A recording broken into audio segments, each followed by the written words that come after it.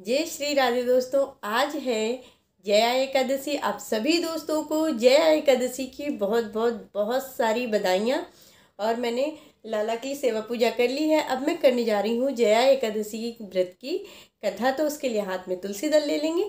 सबसे पहले तो जो जया एकादशी है इसकी महत्वता जान लेंगे और इसके बाद हम व्रत कथा करेंगे। सो चलिए व्रत कथा शुरू कर लेते हैं। बोलो कृष्ण कन्हैया लाल की जय। भज मन नारायण नारायण नारायण श्रीमन नारायण नारायण नारायण। भज मन नारायण नारायण नारायण लक्ष्मी नारायण नारायण नारायण। बोलो लक्ष्मी नारायण भगवान की जय।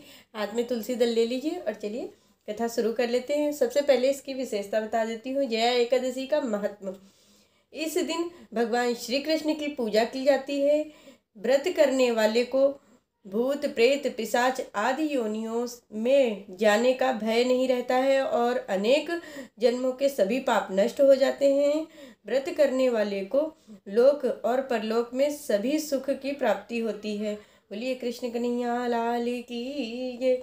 युधिष्ठिर ने पूछा, भगवान कृपा करके यह बतलाइए कि शुक्ल पक्ष में कौन सी एकादशी होती है, इसकी विधि क्या है तथा इसमें किस देवता की पूजा की जाती है। भगवान श्री कृष्ण बोले, माघ मास के शुक्ल पक्ष की जो एकादशी होती है उसका नाम जया एकादशी है। वह सब पापों को हरने वाली तथा उत्तम तिथि है। पवित्र होने के साथ साथ ये सभी पापों का नाश करने वाली है तथा मनुष्यों को भोग और मोक्ष प्रदान करने वाली है। इतना ही नहीं, वह ब्रह्म हत्या जैसे पाप तथा पिशाच तत्व का भी विनाश करने वाली है। इसका व्रत करने वाले मनुष्य को कभी प्रेत योनि में नहीं जाना पड़ता है। इसलिए राजन प्रयत्न पूर्वक जया एकादशी का व्रत करना चाहिए। हे राजन, मैं एक पौराणिक कथा कहता हूँ। एक समय इंद्र नागलोक में अपनी इच्छा अनुसार अप्सराओं के साथ रमण कर रहा था। गंधर्व गान कर रहे थे और वहाँ गंधर्वों में प्रसिद्ध पुष्पवंत तथा उसकी लड़की तथा चित्रसेन की स्त्री मलिन ये सब थे। उस जगह मलिन का लड़का पुष्पवान और उसका लड़का माल्यवान भी था।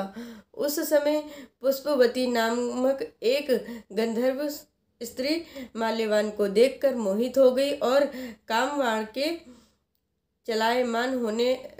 से चलायमान होने लगी।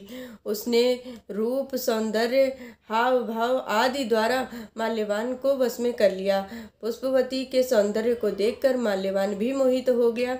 अतः ये दोनों कामदेव के वश में हो गए, परंतु फिर भी इंद्र के बुलाने पर नाच और गाना करने लगे और उन अप्सराओं के साथ उन्होंने गाना शुरू कर दिया। परंतु कामदेव के प्रभाव से इनका मन न लगा और अशुद्ध गाना गाने लगे।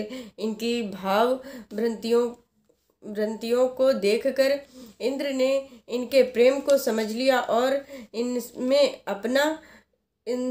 अपना अपमान समझकर इंद्र ने इन्हें शाप दे दिया कि तुम स्त्री पुरुष के रूप में मृत्युलोक में जाकर पिशाच का रूप धारण करो और अपने कर्मों का फल भोगो। इंद्र का श्राप सुनकर ये अत्यंत दुखी हुए और हिमालय पर्वत पर पिशाच बनकर दुखपूर्वक अपना जीवन व्यतीत करने लगे। दिन रात ये उन्हें एक क्षण भी निद्रा नहीं आती थी। इस स्थान पर अत्यंत सर्दी थी। एक दिन पिशाच ने अपनी स्त्री से कहा, ना मालूम हमने पिछले जन्म में ऐसे कौन से पाप किए थे जिससे हमें इतनी दुखदायी यह पिशाच योनि प्राप्त हुई है। दैव योग से एक दिन माघ माह के शुक्ल पक्ष की जया नाम की एकादशी आई। इस दिन दोनों ने न कुछ भी भोजन किया और न कोई पाप कर्म किया। इस दिन केवल फल फूल खाकर ही इन्होंने दिन व्यतीत किया और महान दुख के साथ पीपल के वृक्ष के नीचे बैठ गए। वह रात्रि इन दोनों ने एक दूसरे से चिपट कर बड़ी कठिनता के साथ काटी। सर्दी के कारण उनको रात्रि में निद्रा भी नहीं आई। दूसरे दिन प्रातःकाल होते ही भगवान के प्रभाव से इनकी पिशाच देह छूट गई और यह अत्यंत सुंदर अप्सरा और गंधर्व की देह धारण करके तथा सुंदर वस्त्रों तथा आभूषणों से अलंकृत होकर नागलोक को प्रस्थान कर गए।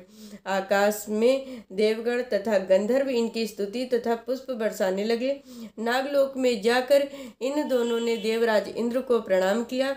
इंद्र को भी इन्हें अपने पूर्व रूप में देखकर महान आश्चर्य हुआ और इनसे पूछने लगे कि तुमने अपनी पिशाच देह किस प्रकार छोड़ी है, किस प्रकार इससे छुटकारा पाया है, यह सब मुझे बतलाओ। इस प्रकार माल्यवान बोले कि हे इंद्रदेव, भगवान विष्णु के प्रभाव से जया एकादशी के व्रत के पुण्य से हमारी पिशाच देह छूट गई है। इंद्र बोले, हे माल्यवान, एकादशी व्रत करने से तथा भगवान विष्णु के प्रभाव से तुम लोग पिशाच की देह छोड़कर पवित्र हो गए हो और हम लोगों के लिए भी वंदनीय हो गए हो, क्योंकि शिव भक्त हम लोगों के वंदना करने योग्य हैं। अतः आप धन्य हैं, धन्य हैं। अब तुम पुष्पवती के साथ जाकर विहार करो।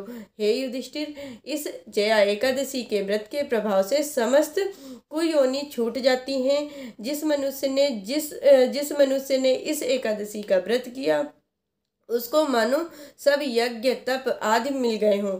जो मनुष्य भक्ति पूर्वक जया एकादशी का व्रत करते हैं वे अवश्य ही सहस्त्र वर्ष तक स्वर्ग में निवास करते हैं। भगवान श्री कृष्ण बोले, हे राजन, इस कारण एकादशी का व्रत करना चाहिए।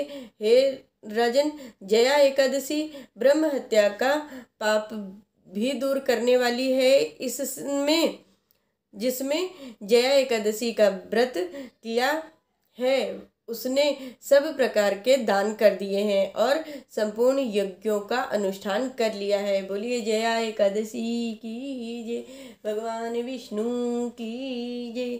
श्रीमन नारायण नारायण नारायण, लक्ष्मी नारायण नारायण नारायण, श्रीमन नारायण नारायण नारायण, भजमन नारायण नारायण नारायण। भगवान विष्णु की जय, लक्ष्मी नारायण भगवान की जय। जय श्री राधे। दोस्तों, आज की मैंने जया एकादशी व्रत की कथा आप सभी को सुनाई है। अगर ये वीडियो आप सभी को अच्छी लगी है तो इस वीडियो को आगे ज़्यादा से ज़्यादा शेयर करिए। जो लोग एकादशी का व्रत करते हैं उन लोगों तक इस वीडियो को ज़्यादा से ज़्यादा पहुँचाइए। चलिए, मिलती हूँ आप सभी से नेक्स्ट वीडियो में। तब तक के लिए जय श्री राधे।